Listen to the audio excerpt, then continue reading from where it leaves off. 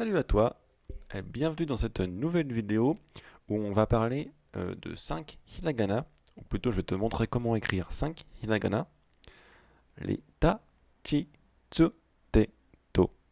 Alors il y a une particularité en japonais, c'est qu'il y a deux sons qui changent, donc il n'y a pas, donc on va dire ta, donc ça c'est comme en français, on va pas dire ti, mais on va dire chi, chi, on va pas dire tu ou tu, mais tsu, tsu, et après c'est pareil, te, to.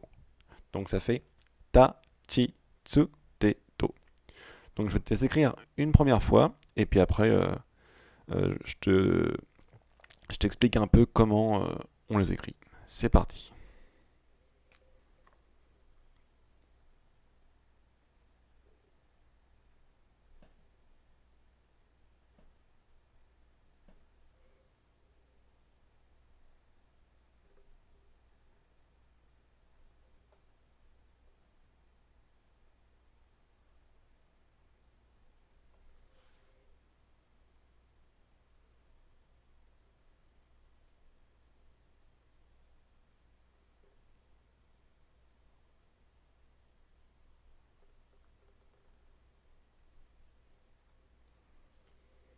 Ta, chi, tsu, te, to. Donc ta, chi, tsu, te, to. Donc je te les marque. Ta, chi. Alors là je te mets un T, mais normalement il n'y a pas de T hein, quand on met en burn, enfin en romanisation. En général, on met pas le T, on met juste chi. Là je te mets le T juste pour bien que tu fasses le ch, comme en anglais, ch, ch, chi. Le tsu, tsu, tsu, et te et to. Donc pour le ta, en fait, ce qu'il faut faire, c'est mettre un bon espace ici, entre les deux, et le troisième trait, le faire un peu vers le haut, tu vois. Comme ceci, hop, et l'autre dans le prolongement, vers le bas, hop, vers le haut, vers le bas. Ta, chi. Alors chi, tu vois, c'est une barre comme ça, hop, et bien venir là, hop, et bien laisser un espace ici. Chi.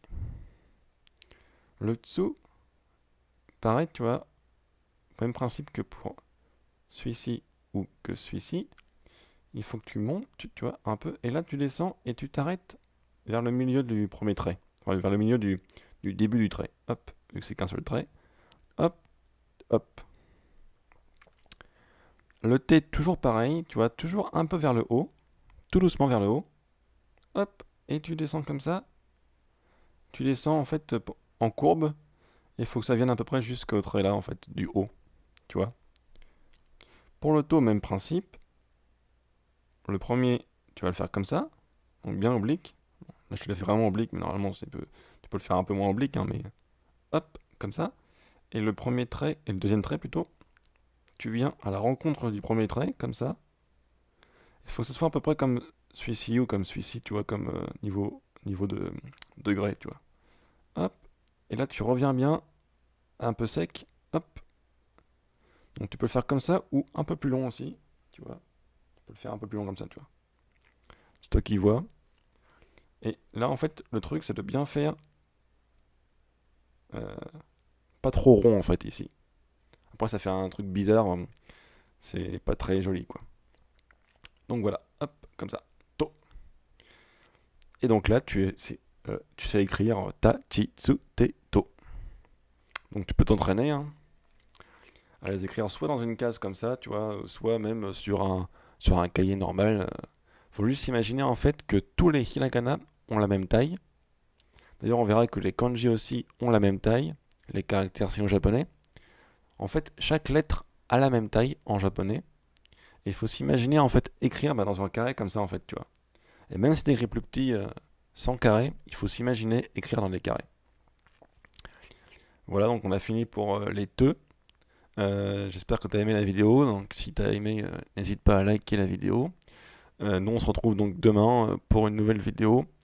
Je pense que demain je parlerai euh, de comment passer d'un niveau assez basique en kanji à un niveau, disons, niveau d'un japonais en fait, en lecture de kanji. Assez rapidement, en quelques mois. Donc une vidéo pour étudiants intermédiaires. Allez, ciao ciao, mata shita ne.